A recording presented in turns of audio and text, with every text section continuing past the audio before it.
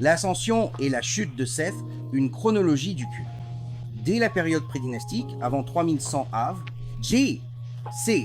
Seth a probablement commencé comme une divinité du désert et des tempêtes, vénérée en Haute-Égypte, en particulier autour d'Ombos. Il aurait été associé à la protection contre le chaos, les menaces étrangères et les animaux sauvages comme les serpents et les scorpions.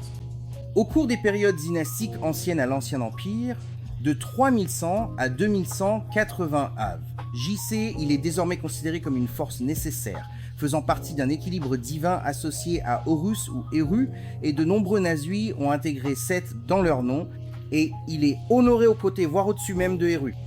Il est devenu le protecteur des Nazis qui étaient en guerre.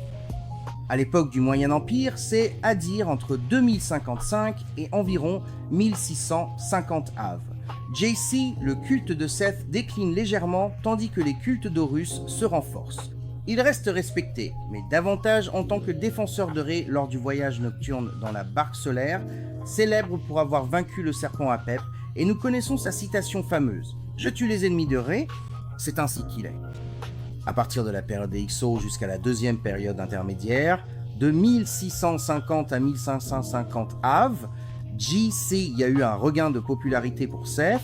Les Hyksos, souverains étrangers de l'Égypte, ont adopté Seth comme divinité principale. Ils l'ont assimilé au dieu de l'orage Baal ou Hadad, et Seth devient alors associé au pouvoir étranger.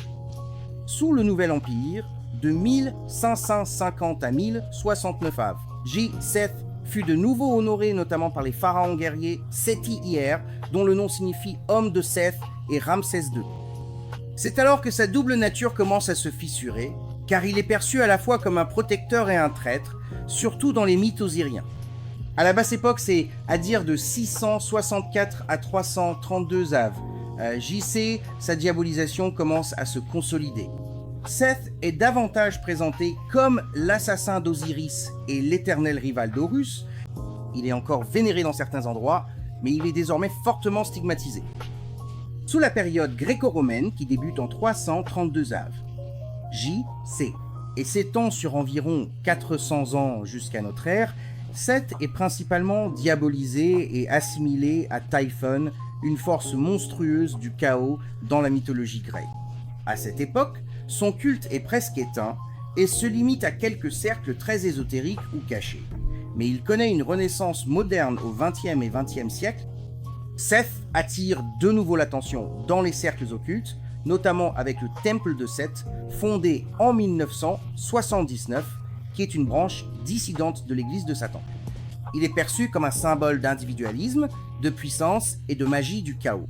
Ainsi, Seth, la grande divinité, continue de vivre.